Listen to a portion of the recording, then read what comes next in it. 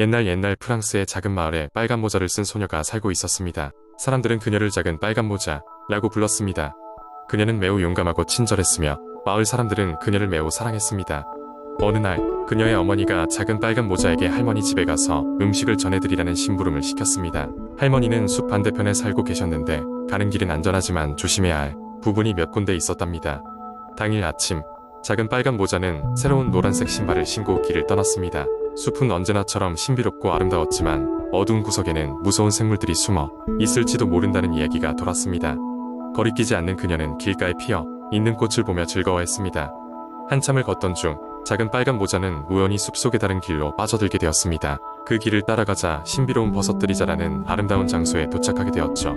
햇살이 숲바닥에 춤을 추고 새들은 부드럽게 지저귀고 있었습니다. 그곳에서 작은 빨간 모자는 귀여운 토끼 한 마리를 만나게 됩니다. 그 토끼는 마치 무언가 말하고 싶어하는 듯이 그녀를 관찰했습니다. 토끼야, 내 할머니의 집을 알고 있니? 작은 빨간 모자가 묻자 토끼는 앞장서서 그녀를 안전한 길로 안내해 주었습니다. 그런데 그때 머나먼 곳에서 큰 늑대의 울음소리가 들려왔습니다. 작은 빨간 모자는 잠시 발걸음을 멈추고 깊은 숨을 들이마셨습니다. 너무 무서워하지 마. 나는 여기서 너를 지키고 있어, 토끼가 위로하듯이 말했어요. 그녀는 용기를 내어 다시 길을 걸어갔고 마침내 할머니의 집에 도착하게 되었습니다. 할머니는 그녀를 따뜻하게 환영하고 정성껏 준비한 음식을 나누어 먹었습니다. 작은 빨간 모자는 그날의 모험을 할머니에게 이야기했고 할머니는 그녀에게 칭찬을 아끼지 않았답니다. 집으로 돌아오는 길에는 토끼가 다시 나타나 그녀와 함께 안전하게 마을까지 함께 걸었습니다.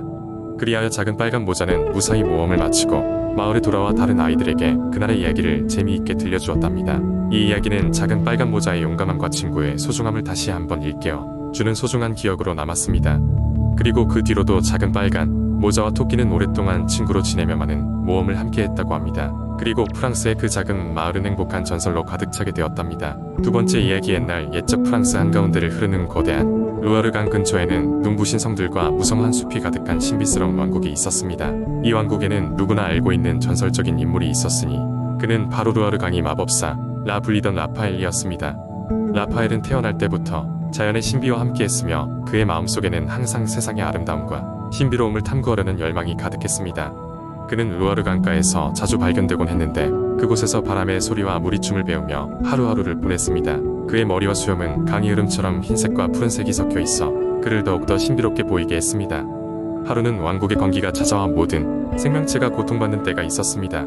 강은 마르고 농작물은 시들어갔으며 사람들은 절망에 빠졌습니다.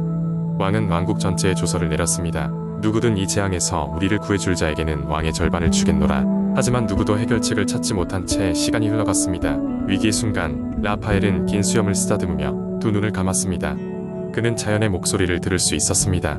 라파엘은 강의 중심에 있는 비밀 숲으로 향했습니다. 그곳에는 눈에 잘 보이지 않는 작은 나무 요정들이 살고 있었습니다. 요정들은 라파엘의 친절함과 지혜를 알고 있으며 그를 신뢰했습니다. 라파엘, 요정들 중 한 명이 말했습니다.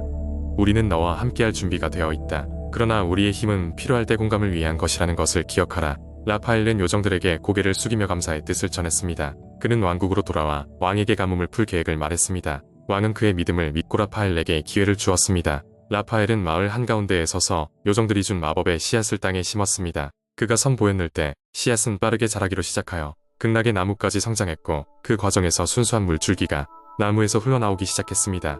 이 마법의 물은 루아르 강을 다시 가득 채웠고 강물을 따라 왕국 전체로 흘러가 농작물들이 다시 번창할 수 있게 했습니다. 왕국은 다시 활기를 찾았습니다. 왕은 약속대로 왕국의 절반을 라파엘에게 주려고 했지만 라파엘은 그저 자연과 함께할 수 있는 것만으로도 만족하다며 이를 거절했습니다. 그는 강가로 돌아와 고요한 삶을 이어갔고 사람들은 그를 자연의 수호자라 부르게 되었습니다. 그 후로도 많은 세기가 흐르며 라파엘의 전설은 끝없이 이어졌습니다. 사람들은 가끔 가다가 강 가까이서 라파엘의 형상을 바라보게 되었다고 전하였습니다. 그때마다 그들은 자연의 소중함을 깨닫고 조화로운 삶을 살기 위해 노력했습니다. 이렇듯 루아르 강이 마법사 라파엘은 왕국의 전설로 남아 다음 세대에게도 큰 교훈과 감동을 주었습니다. 세 번째 이야기. 옛날 옛적 프랑스의 깊고 푸르른 숲속에 엘리제라는 작은 마을이 있었다. 이 마을은 마법의 샘물로 유명했는데 그 물은 마시는 이에게 건강과 행복을 가져다 준다고 전해졌다. 그러나 샘물은 마을 한가운데에 있는 울창한 숲의 경계 너머에 숨겨져 있었고 마을 사람들은 그 샘물이 신비로운 존재들에 의해 보호받고 있다고 믿었다. 그런 까닭에 아무도 감히 샘물에 발을 들이지 않았으며 그저 전설로만 전해질 뿐이었다.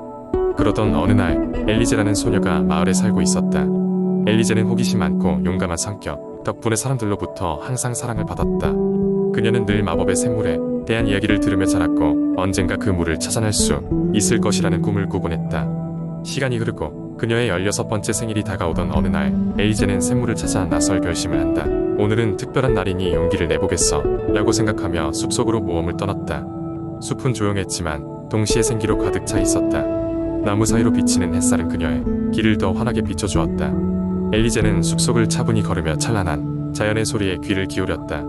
그러다 그녀는 길을 잃어 허둥댈 무렵 숲속 깊은 곳에서 아름다운 노랫소리가 들려오는 것을 느꼈다. 그녀는 그 소리를 따라가면서 곧 바위에 기대어 있는 산딸기 우거진 작은 공터에 다다랐다.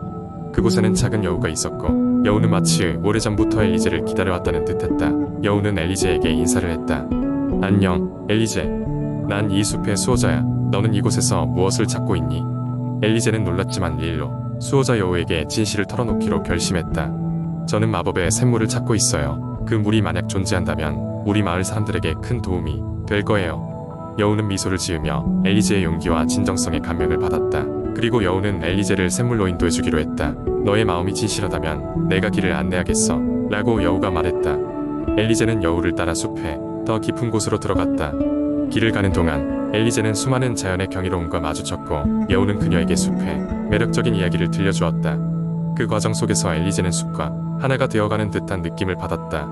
마침내 두 존재는 숲의 심장부에 다다랐고 거기엔 수정처럼 맑은 샘물이 고요히 흐르고 있었다.